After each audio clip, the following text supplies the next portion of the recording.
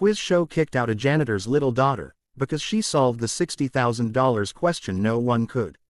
The audience laughed before the buzzer even finished ringing. It wasn't cruel at first, just the kind of amused chuckle people give when something feels out of place.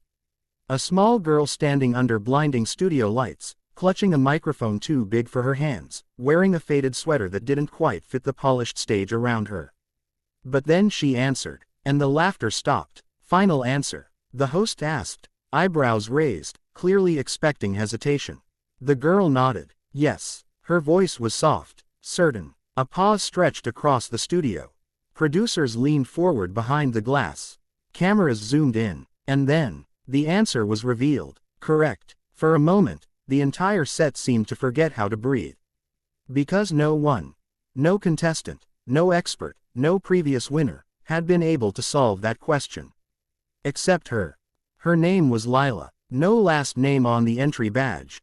Just Lila, written in black marker, slightly smudged at the edges. She wasn't supposed to be there. Technically, she wasn't even a contestant. She had been sitting in the audience, tucked quietly in the last row, waiting for her father to finish his shift.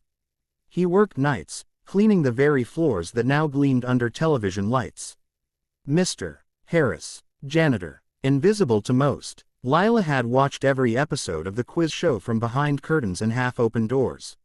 She knew the rules, the patterns, the way questions twisted just enough to trick people who thought too fast. She didn't have a tablet or private tutor or expensive prep classes. She had old books, second-hand encyclopedias missing pages, and curiosity, endless, unstoppable curiosity. It happened during a break. One of the contestants, a confident college student, had just failed the $60,000 question. The hardest one of the night.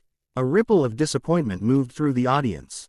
Anyone here think they could have done better? The host joked, scanning the crowd. It was meant to be light, forgettable, until a small hand lifted in the back. At first, no one noticed. Then someone laughed, and suddenly, all eyes turned. Lila stood there, hesitant but determined, her hand still raised. The host chuckled. You think you know the answer?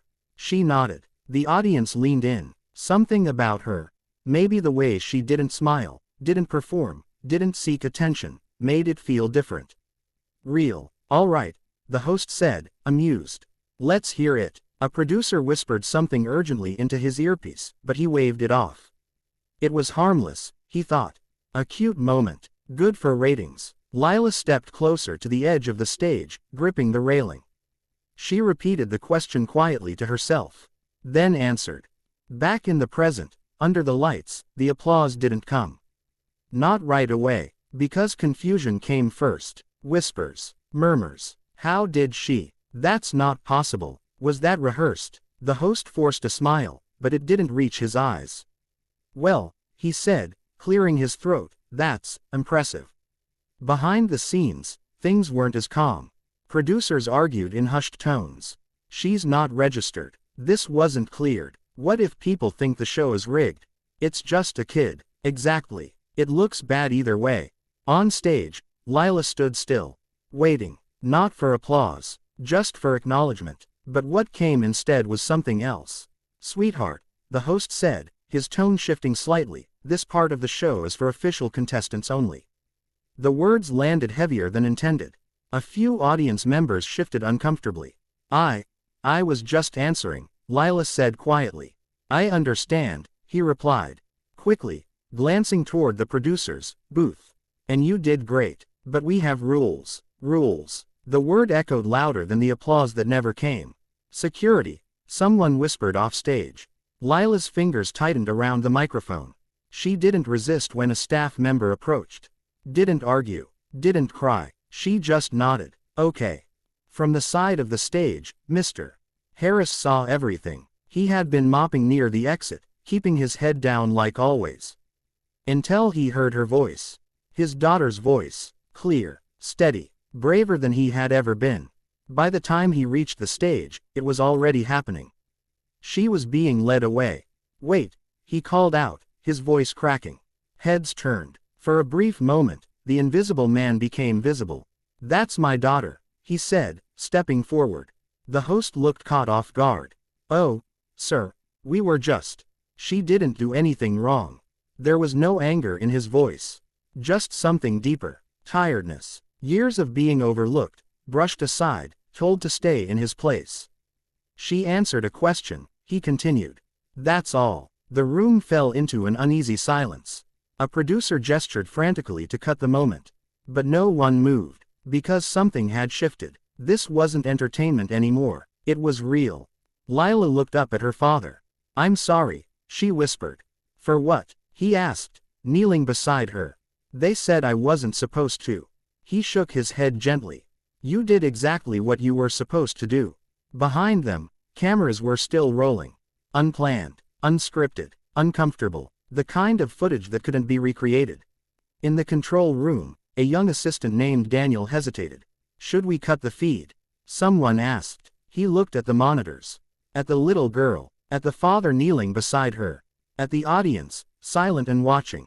And for the first time since he'd started the job, he said, "No." Back on stage, the host adjusted his tie. "This wasn't part of the program," he said carefully.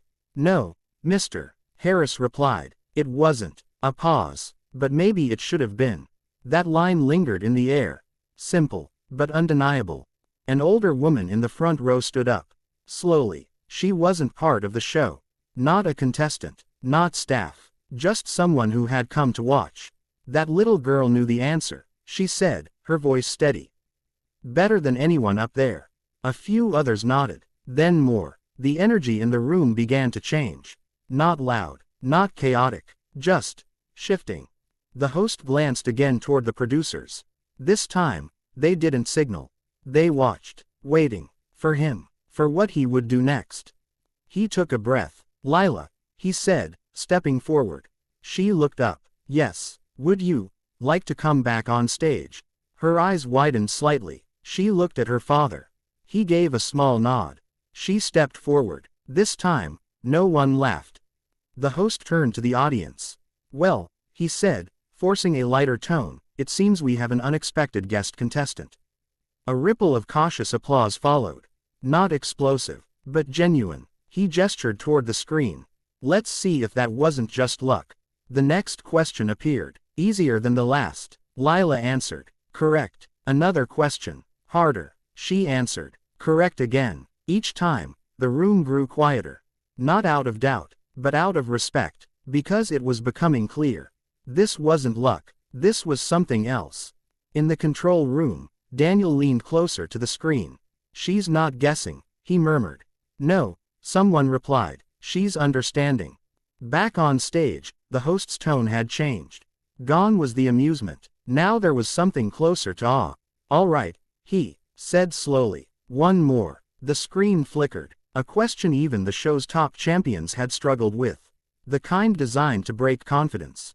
To end streaks. To remind contestants of their limits. Lila read it silently, her brow furrowed. For the first time, she hesitated. The room held its breath. She looked at the audience. At her father. At the host. Then back at the screen. And answered. The buzzer sounded. A long, drawn-out tone. The kind that makes your chest tighten before the result is revealed. The screen flashed. Correct. This time, the applause came immediately. Loud, unrestrained. People stood, clapped, cheered, not because they were told to, but because they couldn't help it. Mr. Harris covered his mouth, his eyes shining. Lila stood frozen, overwhelmed. The host stepped back slightly, letting the moment breathe. For once, he didn't fill the silence. He let it speak. Somewhere in the back, a producer wiped their eyes. Another shook their head in disbelief. And Daniel, still watching from the control room, smiled. Not because of ratings, not because of success, but because, for a moment, something honest had broken through. The applause didn't fade quickly. It lingered, like the kind of moment people would talk about long after the cameras stopped rolling. Lila looked up at her father again. "Can we stay?" she asked softly. He nodded. "As long as you want." And for the first time that night, no one tried to make her leave.